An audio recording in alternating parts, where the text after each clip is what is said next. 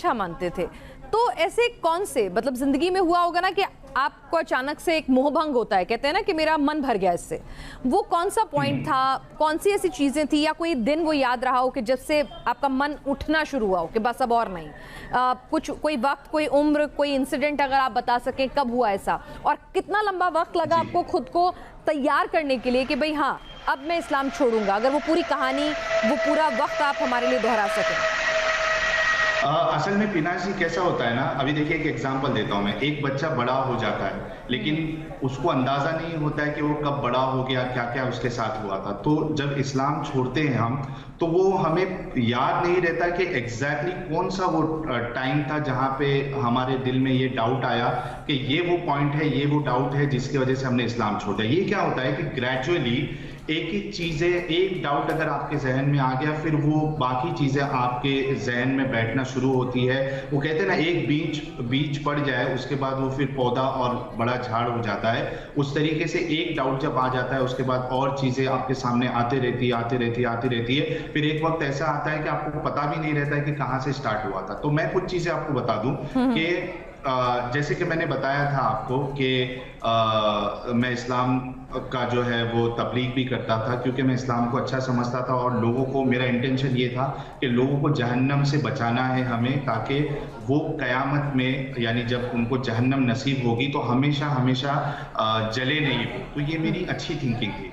आप देखिए, जैसे कि मैंने बताया कि इस्लाम में जो दूसरे मज़ाहिब के लोग हैं उनकी कोई वैल्यू नहीं है, और इतनी कट्टरता आ जाती है कि अगर आपके सामने कोई मंदिर में पूजा करके या कोई फेस्टिवल में पूजा करके कोई प्रसाद लाए तो आप उसको खा नहीं सकते, आप बर्थडे नहीं मना सकते हो, आप लाइफ में कुछ नहीं, आपका एजुकेशन में की तरफ जो है ज़्यादा रुझान नहीं रहेगा, उसकी इंपॉर्टेंस नहीं रहेगी।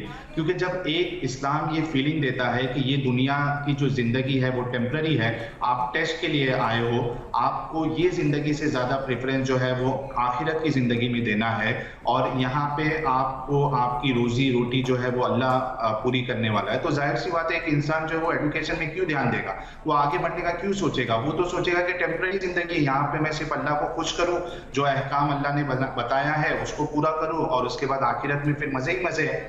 तो ऐसी कई सारी चीजें थी। जो मेन में जो वजह बनी वो ये थी कि मैं दूसरों के साथ जो है वो नाइंसाफी होते हुए देख रहा था जब मैं इस्लाम फॉलो कर रहा था। जी सॉरी जी, तो ये एक चीज थी। उसके बाद जो है, इस्लाम में इतनी एम्बिग्विटी है कुरान में कि जिसकी बुनियाद पे, कुरान और हदीस में इतनी एम्बिग्विटी है जिसकी बुनियाद पर इतने सारे फिरके बने। हर फिरका दूसरे फिरके वाले को गुमराह, जहन्नमी, गुस्ताख, मूर्ति पूजक इस तरीके से बुलाता है। अगर कुरान आसान होता, वाकई में कोई खालिक कायनात की तरफ से होता और ये मैसेज पूरे इंसानियत के लिए है, तो उस मैसेज को इतना आसान होना चाहिए था कि उसमें इंटरप्रिटेशन, यानी गलत इंटरप्रिटेशन की पॉसिबिलिटी नहीं होनी चाहिए थी। लेकिन आप देखिए, जो बरेलवी है वो देवबंदी को काफिर, मुर्तद और गुस्ताख इस तरीके से कहता है। देवबंदी, अहले हदीस इनको गुमराह कहते हैं। इसकी बुनियादी वजह क्या है? इसकी बुनियादी वजह यह है कि जो इसका टेक्स्ट है, इसका जो सोर्स है जहां से लोग इस्लाम लेते हैं, उसमें एम्बिग्विटी है। तो इस वजह से मैंने सोचा कि ये कोई खुदा की तरफ से ये कलाम नहीं हो सकता। इसके अलावा आप देखिए, इस्लाम में चाइल्ड मैरिज अलाउड है। खुद हजरत मोहम्मद साहब जो है, जब वो 52 साल के थे, 52 इयर्स एज के थे रसूलुल्लाह सल्लल्लाहु अलैहि वसल्लम, तब उनकी शादी हजरत आयशा के साथ हुई, जो बिल्कुल 6 साल की थी। साल में एक बच्ची जो है वो सेकेंड या थर्ड स्टैंडर्ड में होती है, तो लोग खुद अंदाजा लगा ले, एक 52 इयर्स का इंसान अगर 6 साल की बच्ची से शादी करे तो वो क्या मैसेज जा रहा है। अच्छा, ये कुछ लोग कहेंगे कि उस दौर की बात थी, लेकिन यहाँ पे बात ये आती है कि रसूलुल्लाह एक रोल मॉडल है और वो कयामत तक के लिए है। तो उनके जरिए से कोई एक ऐसा भी मैसेज या एक अमल ऐसा नहीं होना चाहिए कि लोग उस पर सवाल उठा सके। तो ये कहना कि वो उस वक्त के लिए था, ये बिल्कुल इस पे आप आर्गुमेंट नहीं दे सकते हो, क्योंकि रसूलुल्लाह की जिंदगी कयामत तक के लिए रोल मॉडल है।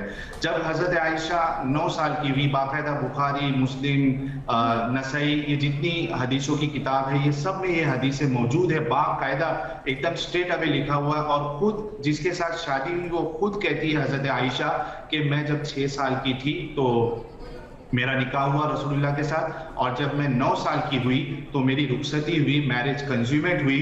बल्कि बुखारी में और दीगर जगह पे आपको एक्सप्लिसिट वर्ड के साथ ये हदीस मिल जाएगी, जहाँ पे हजरत आयशा कहती है कि जब मैं 9 साल की थी तब मेरे साथ इंटरकोर्स हुआ। अब ये वर्ड लिखा हुआ, ये मैं नहीं कह रहा हूँ, ये वर्ड लिखा हुआ है। अगर मुसलमानों को इस बातों से तकलीफ हो रही है तो फिर उनको फिर इस बात पे गौर करना पड़ेगा कि जिन्होंने ये बातें लिखी है, जो आपके मदरसे में पढ़ाई जाती है और जो खुद आप मानते हो, तो फिर उन बातों को आप जो लिखा हुआ है उसका आप क्या करोगे? क्या आप उसको निकाल दोगे? क्या जला दोगे? क्या करोगे? साहिल, तो लेकिन चाइल्ड मैरिज इस्लाम में परमिसिबल है। मैं दो चीज और जी बिल्कुल बताइए बिल्कुल। जी, तो चाइल्ड मैरिज आप देखिए कि हर जो जैसे जैसे सिविलाइजेशन आगे बढ़ा, लोगों की सोच अच्छी होती गई, चाइल्ड मैरिज हर किसी ने बंद करवाया। बल्कि हिंदुस्तान में खुद चाइल्ड मैरिज जो है ये एक लीगल ऑफेंस है, राइट? मतलब ये गुनाह है। लेकिन इस्लाम में चाइल्ड मैरिज अलाउड है अभी भी।